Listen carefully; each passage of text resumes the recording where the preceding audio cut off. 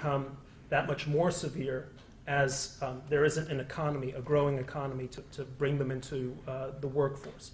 So Europe is going to face a real problem with its, I don't know, 17, 20 million strong Muslim population. There's going to be also a problem in terms of social, what the Europeans call social solidarity. Just to give you a little statistic which came my way, 8 out of 10 Italian men under the age of 30 live with their mothers. Now that already is, cataclysmic, if you can imagine it. 50% of Spaniards, of Spanish youth, is unemployed. When you have a lot of young men without jobs hanging around, you have a recipe for social upheaval. And that is going to become that much more present, that much more evident as Europe's economic crisis continues. Let me make one final point about Europe because I think this is important. The deepest problem that Europe has is a crisis of ideas. And you see this in the failure of the parties of the European right to understand what it is to create a growth economy. And the European left talks about social solidarity, it talks about inflating its way out of its debts, a variety of recipes which I think are all kind of disastrous. But the ideas of the European right aren't much better. And so you don't have a kind of healthy intellectual dynamic in Europe kind of leading the continent on the road to some kind of set of good policy ideas. No one in Europe talks about the need for tax cuts. Nobody in Europe talks about the need for getting rid of incredibly intrusive regulation. And just so that you understand what I mean by this regulation, there is a law in France that says that if you have under 50 employees, you don't need to pay X, Y, and Z taxes. So there's an astonishing number of companies in France that have 49 employees. Go figure, right? And then you have entrepreneurs who are the owners of 7 or 8 or 9 companies, each of them with 49 employees. Now you can imagine the kind of inefficiency and the kind of obstacle to growth a law like that creates. Instead of being able to synthesize your companies to get the advantages of scale, you have a lot of little boutique industries. In Italy, the threshold is 15 employees. That's why Italy consists of little shops. That's why the Italian economy has never grown.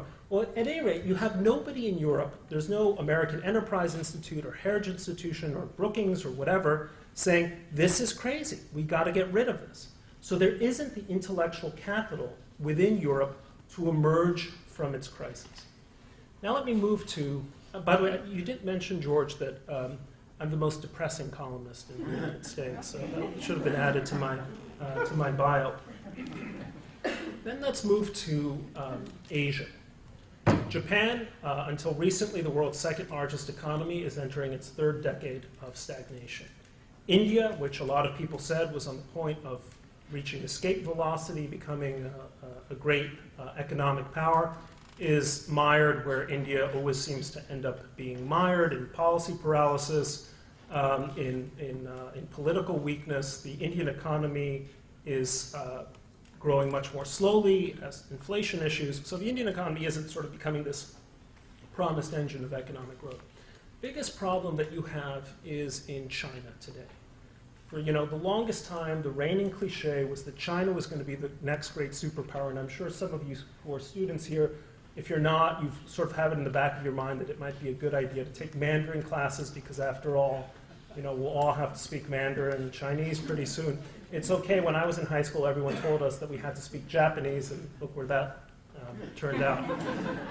So, but China today is in a kind of crisis which has become very apparent in the last few weeks. I mean, what is this business with this blind Chinese activist who made it to the American embassy? And let's leave aside the details of what the embassy did or did not do. You have a regime in China that is supposed to be so powerful and so competent and so effective, and yet it is terrified of one man, one blind Chinese lawyer who stands up for disadvantaged people in his province. This is not an illustration of just how strong the regime is, it's an illustration of how weak it is. You had what amounted to an almost coup-like situation with this character Bo Xilai, who was the mayor of a very large Chinese city, Chongqing, that has kind of rocked the Chinese political establishment, but it's rocked it because it illustrates that behind the facade of strength, you have a great deal of fragility, a great deal of vulnerability in China's political institutions. And that's also showing up in terms of China's economy. Here's a little nugget of information for about an economy that is supposed to be so strong. In the last quarter of 2011, there was $34 billion of capital flight. According to the Bank of China, 60% of all Chinese millionaires are trying to get out of the country. Now, if you're a millionaire, if you're a rich guy and China's supposed to be a great economy, then you should be investing in the country, not trying to get out of the country. So why is it that these Chinese millionaires, the people who are supposedly doing best there, are all trying to flee? Biggest problem you have right now in China is that this is an economy that has financed $2.8 trillion in stimulus spending in the year just the last year. That's 37% of their GDP.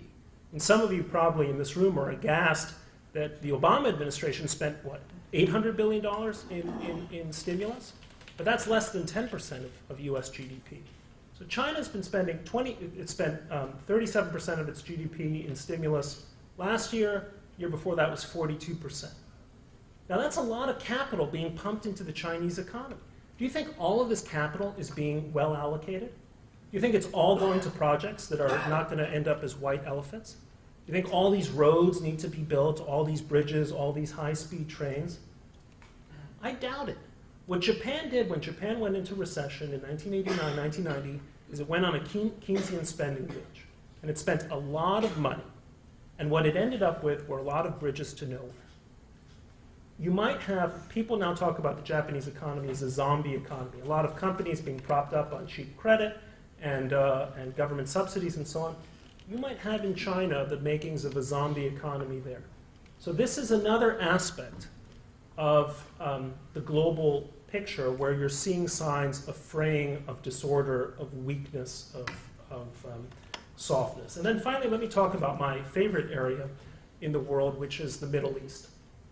About a year ago, there was a lot of enthusiasm for what was then being described as the Arab Spring. And at the time, I was one of the few columnists, basically because, as I said, I try to be the most depressing columnist in America, who was saying, hang on, let's see where this is going. And if you ask me what my foreign policy principle is, Henry Kissinger had détente and George Kennan had containment, I would say my principle is the Larry David principle. So, curb your enthusiasm.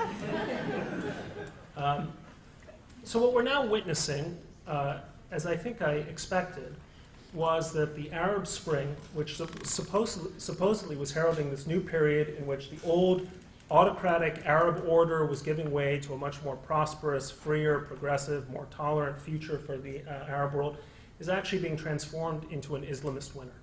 The Islamists won big in parliamentary elections in Egypt. They swept them in Tunisia. Hezbollah effectively controls the parliament of Lebanon. Turkey has been in the hands of an Islamist government for the past 10 years. This is not freedom and progress. This is a new kind of despotism. Different from the old kind of despotism, but it's despotism. And it actually accords with the patterns of Arab history. If you sort of think back, some of you must have seen Lawrence of Arabia, with Peter O'Toole. Well, what was Lawrence doing? He was overthrowing Ottoman despotism in the Middle East. Fine. Substitute that with British despotism in the Middle East. Well, that's then overthrown in a series of Arab revolts against the Brits in Iraq and in what was then mandated Palestine, in Egypt, and so on. And then you get guys like Nasser, and you get the Baathists, and so on. Then you have another set of revolts against some of the kings, King Faisal, King Farouk, and so on. And now you have a revolt against the autocrats. And the pattern that you find in Arab history is that when there are revolts or revolutions, typically it's a bad establishment that is overthrown and replaced by another bad establishment. So that is the picture that we are looking at in the Arab world. And the tragedy is that it may take a generation, it may take 30 years for Arabs to understand that the Islamist slogan, the Muslim Brotherhood slogan, that Islam is the solution, is wrong.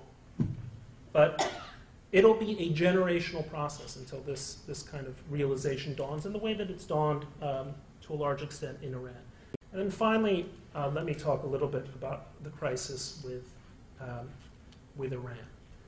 You know, people, first of all, I think people need to understand that Iran is very close to becoming a de facto nuclear state.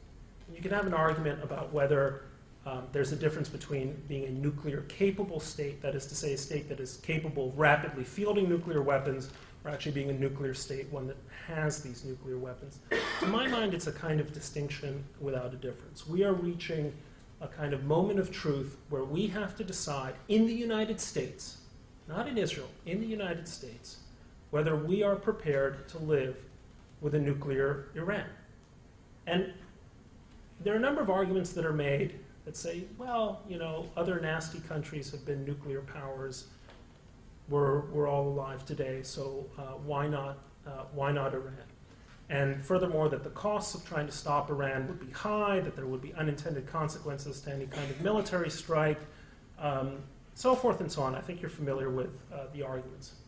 But the simple fact is that if Iran becomes a nuclear weapons state, Saudi Arabia will become one, Turkey will become one, and Egypt will become one, and Israel already is one, and Pakistan already is one.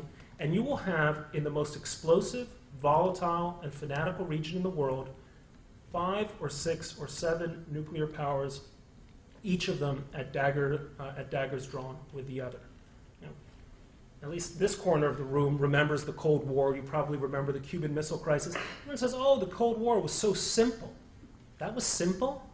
It was simple when you had 2 major powers facing off against each other in a kind of symmetrical way. Now you're talking about 6 or 7 countries, each of them squaring off in various directions. Will the Turks make an alliance with Iran? Will the Saudis make one with Israel? Will the Egyptians make one with Pakistan? Who knows? That is an inherently destabilizing situation.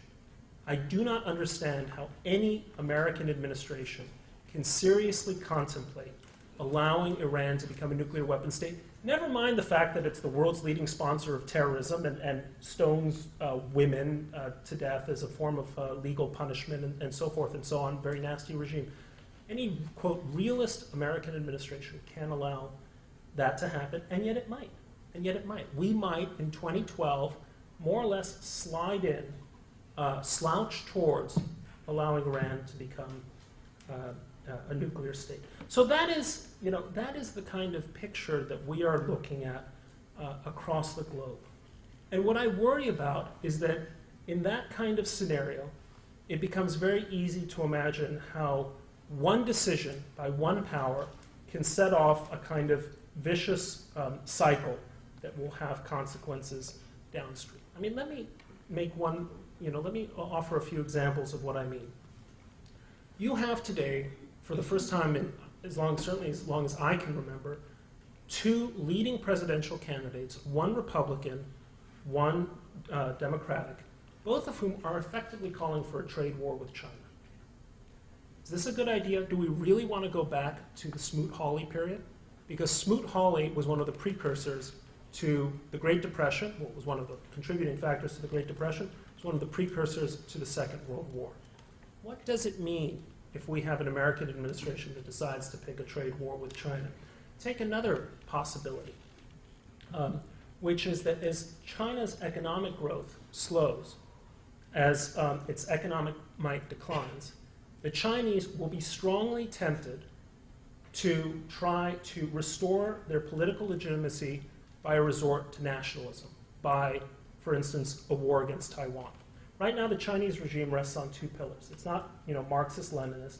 It says to its people, we will give you economic prosperity, A, and B, we stand for a great and mighty China.